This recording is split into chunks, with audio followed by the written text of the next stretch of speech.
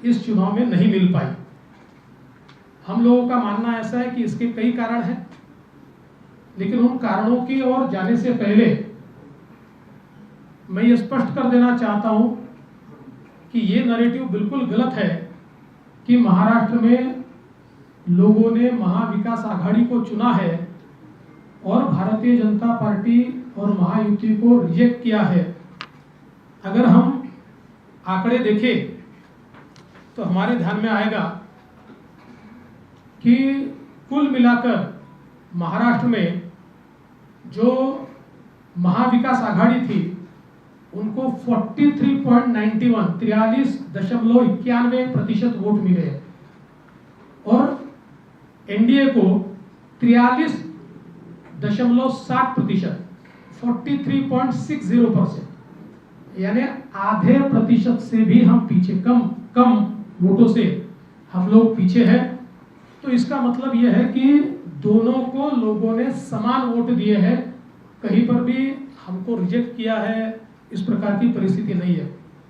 अगर हम इसको वोटों में तब्दील करें तो महाविकास आघाड़ी को 2,50,00,000 वोट मिले हैं और हमें 2,48,00,000 वोट मिले हैं, यानी मात्र 2 लाख वोट हमको कम मिले हैं। लेकिन सीटों का अंतर इन 2 लाख वोटों का ऐसा है, या इस आधे दशमलव का ऐसा है कि महाविकास आघाड़ी को 30 सीटें मिली है और हमें मात्र 17 सीटें मिली है।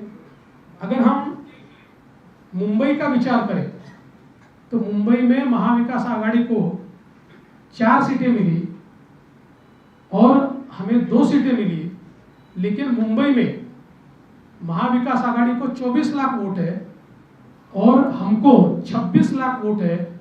महाविकास आघाड़ी से 2 लाख वोट ये मुंबई में भारतीय जनता पार्टी और एनडीए ने ज्यादा लिए हुए। दूसरा, एक और चीज मैं कहना चाहता हूं कि 2019 में हमको 27.84 इतने वोट मिले थे। इस बार हमारे वोट बहुत थोड़े घटे हैं, बीजेपी की मैं बात कर रहा हूं।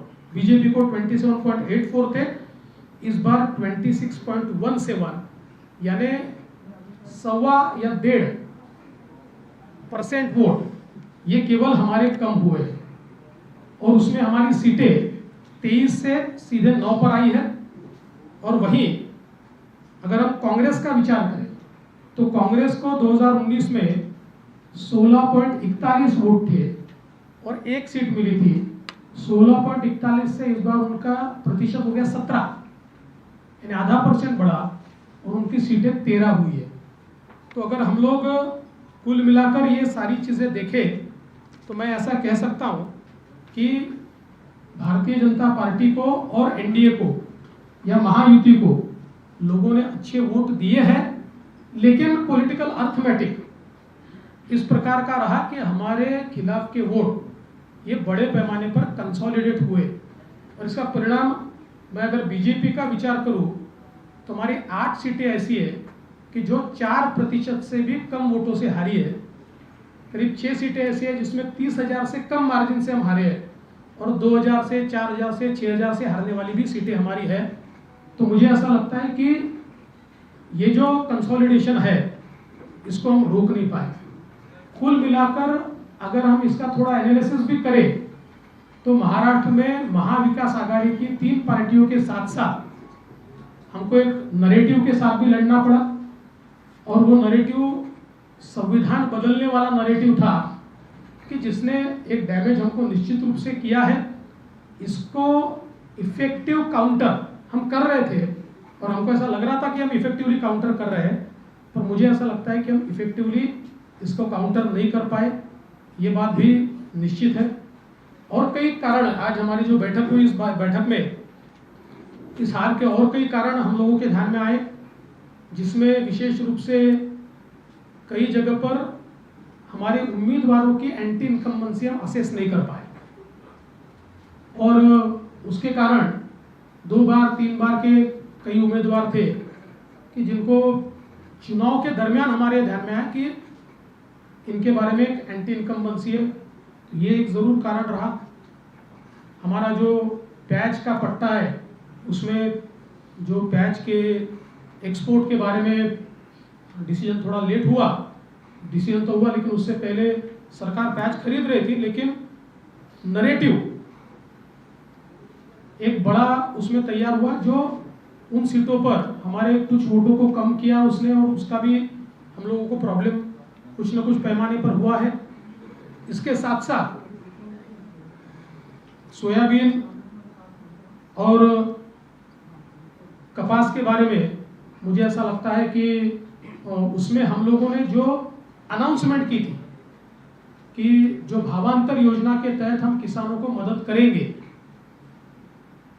उस भावांतर योजना को हम लोग आचार संहिता से पहले लागू नहीं कर पाए, लोगों को हम पैसा नहीं दे पाए, तो उसमें भी एक हम लोगों की कमी रही है। और इसके साथ साथ और भी कई कमियां हमारी हैं जिन कमियों के ऊपर हमने विचार किया, और मुझे ऐसा लगता है कि इन कारणों के चलते कुछ सीटें हमारी निश्चित रूप से कम हुई। एक हम लोग बड़ा ब्रेनस्टॉर्मिंग भी इसके ऊपर करेंगे। अभी आज हमारे कई वरिष्ठ नेता नहीं पहुंच पाए क्योंकि कल रात देर रात तक काउंटिंग चली है, तो हम लोग सब लोग मिलकर फिर एक बार एक ब्रेनस्टॉर्मिंग करके और विधानसभा के लिए हमारी स्ट्रेटेजी तय करेंगे।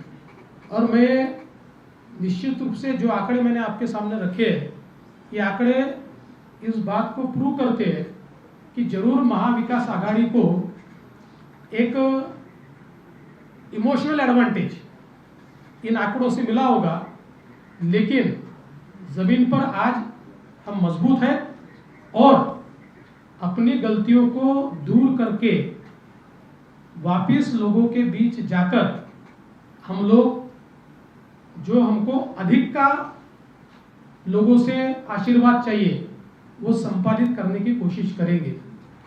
इस पूरे चुनाव में हमारे प्रदेश के अध्यक्ष बावनकुळे जी, हमारे मुंबई के अध्यक्ष आशीष शेलार जी, इन्होंने बहुत अच्छा काम किया है। मैं निश्चित रूप से उनकी प्रशंसा करता हूं। कार्यकर्ताओं ने भी जी जान से काम किया है। भारतीय जनता पार्टी के कार्यकर्ताओं ने केवल खुद की कॉन्स्टिट्यूएंसी में नहीं, शिवसेना की और एनसीपी की कॉन्स्टिट्यूएंसी में भी बहुत अच्छे से काम किया है। हाँ, ये जरूर है, और जो मैं स्पष्ट रूप से मान्य करता हूं कि हमारे जो मित्र हैं उनके साथ नीचे में समन्वय के कुछ प्रश्न निर्माण हुए हैं जिसको हमें पाटना होगा, जो हमने चिन्हित किए हैं, और जल्दी ही हम लोग मुख्यमंत्री जी और उप मुख्यमंत्री जी के साथ बैठेंगे और बैठकर इसके ऊपर भी हम लोग निर्णय करेंगे। और साथ साथ महाराष्ट्र में चूंकि एक प्रकार से भारतीय जनता पार्टी की सारी जिम्मेदारी महाराष्ट्र में एक लीडर के रूप में मेरे ऊपर थी, तो ये जो हमारा महाराष्ट्र में डिबैकल हुआ है या जो हमें एक प्रकार से हार मिली है, हमारी सीटें कम हुई है, इसकी पूरी जिम्मेदारी ये मेरी है। मैं इस जिम्मेदारी को स्वीकारता हूं। कहाँ कमियां रही है उसको पूरा करने की कोशिश करूंगा। मैं भागने वाला आदमी तो हूं नहीं, और जोरों से मैदान में उतरूंगा और हमारी पूरी पार्टी को साथ में लेकर हम लोग वापस नई स्ट्रैटेजी तैयार करेंगे। All right, so big breaking inputs coming in. Devendra Fadnavis conceding defeat of the alliance as far as the Lok Sabha results are concerned. He has also, in fact, gone on to make a request that he is, in fact, offered to step down as a Deputy Chief Minister of Maharashtra. That is the big story that we are bringing to you. Devendra Fadnavis taking the onus of the defeat of the entire alliance in Maharashtra as far as the Lok Sabha results are concerned. He's also called it a moment of introspection, considering Maharashtra is just months away from assembly election. He's called